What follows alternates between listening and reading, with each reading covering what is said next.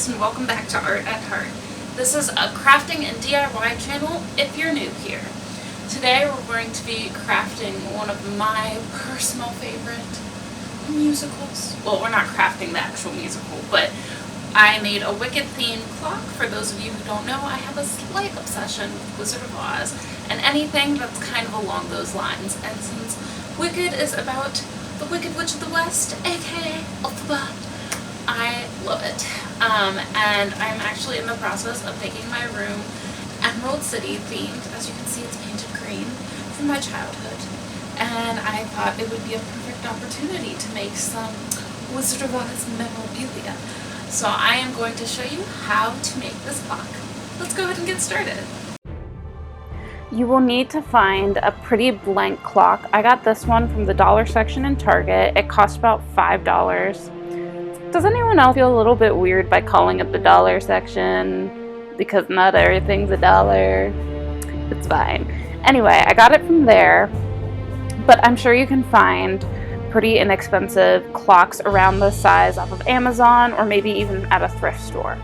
So I started out by sketching Elphaba and Glinda using the playbill poster as my example photo. I chose a more basic design. There was one that had more of shading and stuff in Glinda's face as well as Elphaba's, and I just wanted to go as simplistic as possible because I am not the best at copying other people's artwork. So Elphaba's face is kind of a circular shape with a little point for her chin. I gave it a little bit of a sharper point than in the image just to differentiate, wow, I can't say that word, just to make an extreme difference between her and Glinda. One of the key points that I kind of struggled with is drawing Glinda's hand. I actually messed this up and fixed it multiple times in the video. You want to make sure that you sketch her hand, so part of it is covering her nose and her cheek, and then the little thumb should actually almost be connected to her neck. And then you want to go in and start painting. I started with the black parts, which is her hat and then her body. Now, the black hat actually swoops into part of Glinda and will actually frame Glinda's face because her section is all white, but you want to be able to see the peach skin tone, and you can't really do that without having a different colored backdrop. Elphaba's hat has this nice curve, and you want to make sure you capture that. You also will need a couple of coats depending on what the material your clock is made out of. Mine is supposed to look like wood, but it's not actually wood. It's actually almost like a cork board. That's like cardboard, maybe a thick cardboard, cork board thing. I don't know, guys. I don't know materials. And then you go in to start painting Glinda. I think I actually, my SD card got all full at this point, and so it doesn't show the whole process of me painting her. But you essentially just fill in the outline that you did. Guys, there's really only 3 or 4 colors I use in this, which is green.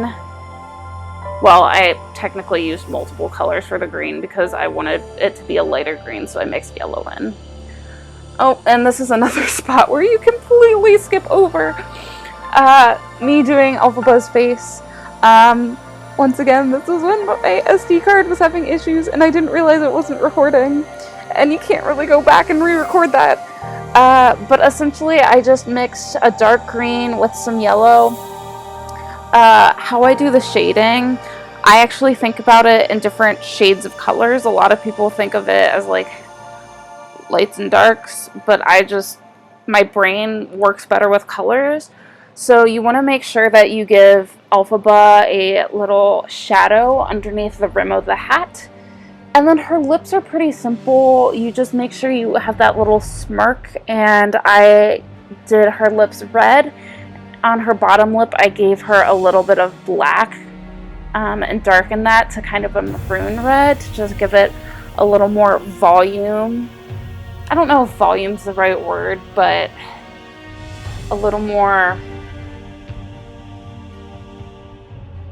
I don't know what word I'm looking for, guys.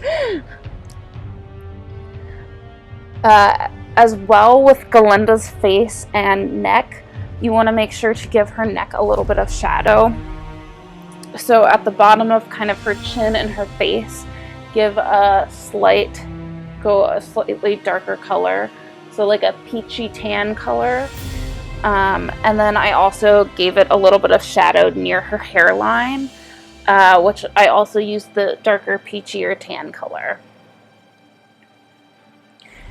And now I'm going in with the silver background. It actually looks white in the video. This is not white, it is silver.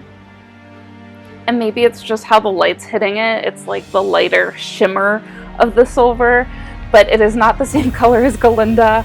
It looks kind of stupid here, but oh, maybe this was when I was painting. Just kidding, this is white, guys. I was painting like a top coat. Well, not a top coat, a bottom coat before painting the silver on. And then I paint the silver over top of that because when I tried to paint the silver straight onto the material that the clock is made out of, you could not see it. So I will be doing silver, but you can't see it right now. I think it still looks very similar to white even when I do paint it on, but in actuality, it does look silver.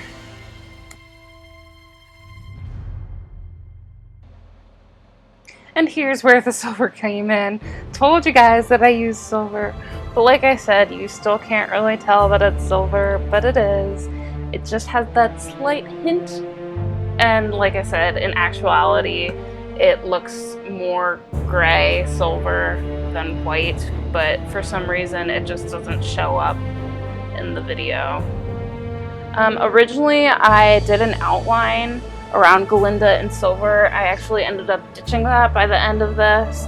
It looked weird, and I just couldn't make it look like Glinda wasn't just getting cut off.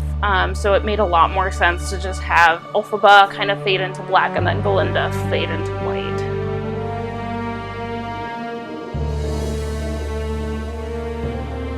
And this is where I'm trying to like add in that black that kind of goes around Glinda's face and hand, while also not getting it on the hands of the clock. If you don't like the hands of the clock that you buy, I believe you can get different hands. You might even be able to find something that's like Wicked or Wizard of Oz themed. I just decided to go with the ones that were already on there because they were gold and I thought they looked pretty nice. It might have looked better if I had found silver or black, but you know, I don't have a lot of money right now. So I just went with what I had, what I got. You know, it would be silly to pay more for hands than the clock. Still going in with the silver. You're gonna have to do multiple coats of the silver. I think I ended up doing 2 or 3 coats just to make it look the most silvery and give it the best shimmer.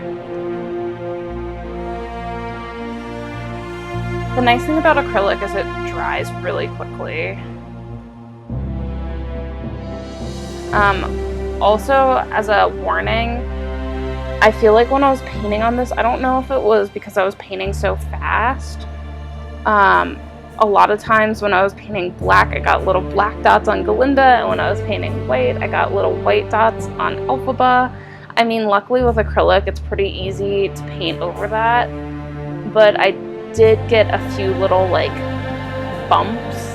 I feel like this material wasn't as forgiving as like a piece of paper or a canvas, where you can honestly do layers upon layers. I'm doing a really bad job at instructing. That's because I'm kind of rewatching these videos, and I honestly don't remember what I did in what order, so it's kind of like jumping all around.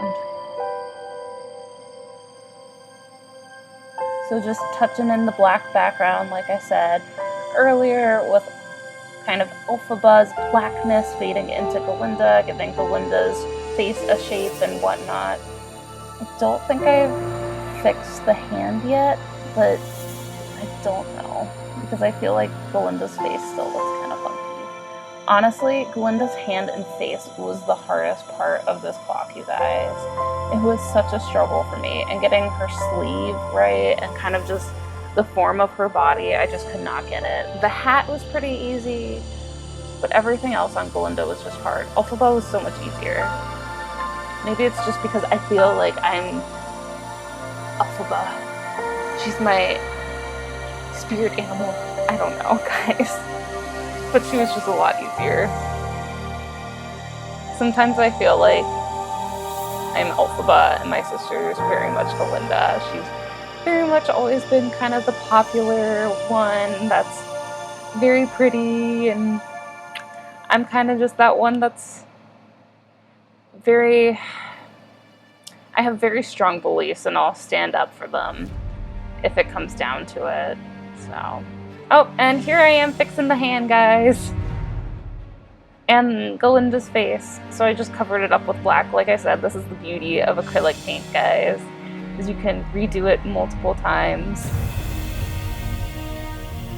But make sure you let it dry. Don't try and go to it immediately, because then you're just gonna get like a gross peachy black color, which is not ideal. And then once it dried, I just went in with a pencil to kind of sketch out what I wanted. And like I said, the hand actually touches more of her neck, the thumb specifically. And that's kind of key to making it not look awkward.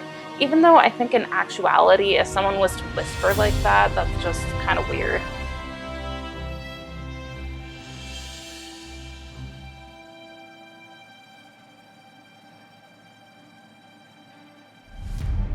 And then changing kind of the curve of her sleeve and her body overall. I think I might change that back later because it also doesn't look right.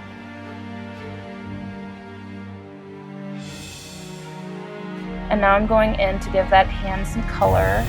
I think later I also give her pink nails because I feel like that's a very Glinda thing. Also, I apologize if this recording has a lot of like ums and like awkward silences. I'm not doing a whole bunch of like chopping and cutting of my audio. I'm kind of just trying to do it all in like one consistent take. I think I've done like 3 takes thus far, so it's a lot of me just rambling, but it makes editing a whole lot easier.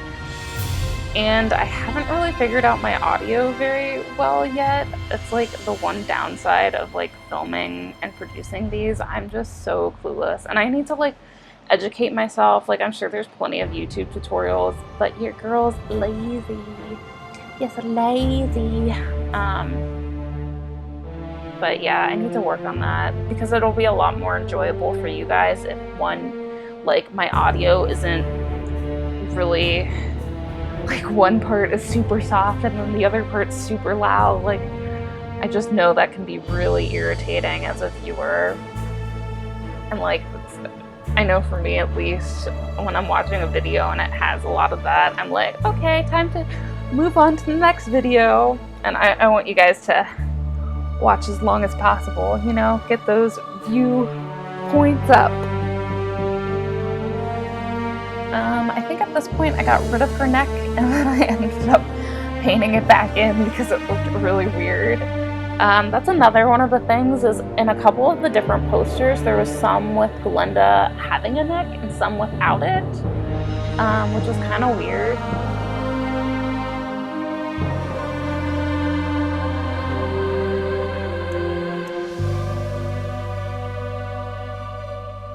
Why does Glinda's face almost look like a cartoon chimpanzee? Guys, what is life? Hopefully I do fix it. I know I fix it because I came out with a good finished product. But like there is a slight dip in Glinda's forehead, which was really hard to make it look decent without, I don't know.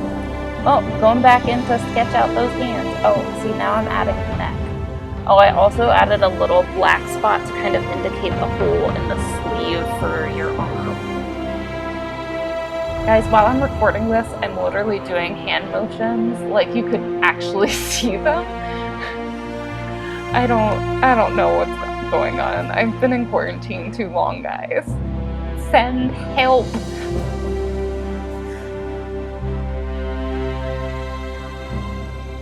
So the eye was so tricky. I tried to do it like 50 bajillion times. I tried sketching it out. Ultimately, it was the easiest to paint out the green pupil first. And I chose the same exact green as Elphaba's color. Oh, as Elphaba's skin, not Elphaba's color. Oh my gosh, guys. And that ended up being the easiest way. And then I just formed like the eyeliner and the eyelashes around that. And she kind of has a slight, like, I don't know how to say it. It's not a dip, but kind of an oval shaped. What am I trying to say, guys? The bottom part of her eye is kind of rounded to kind of give it like almost like a smile to her eye, a smile. And then I let the eyelash kind of go off to the side a little bit, and feel free to elongate it. Like, she's a girly girl. She'd probably be wearing fake lashes and stuff like that. And then the eyebrow is kind of a little dot. It's almost like a semicolon. It's an eyebrow semicolon. And then pretty much from here, it's just kind of touching up and getting the little splotches that weren't quite right. Oh, and of course, don't forget about those pink fingernails. Honestly, you could probably paint these any color. It might even be cute to like paint her fingernails to match Elphaba's lips or Elphaba's skin. But I was just like, Glinda's a pink girl, so she's gonna get some pink nails. Hey guys, thanks so much for watching. If you enjoyed this video, give me some thumbs up. If you want to see more, hit that subscribe button and that bell notification icon. I don't know if I'm like saying that right, but whatever. Hit the bell notification, the bell icon. And leave me some comments. I love to get feedback on my videos. Tell me what you liked, tell me what you didn't like. Okay, until next time, this is Brianna, signing off.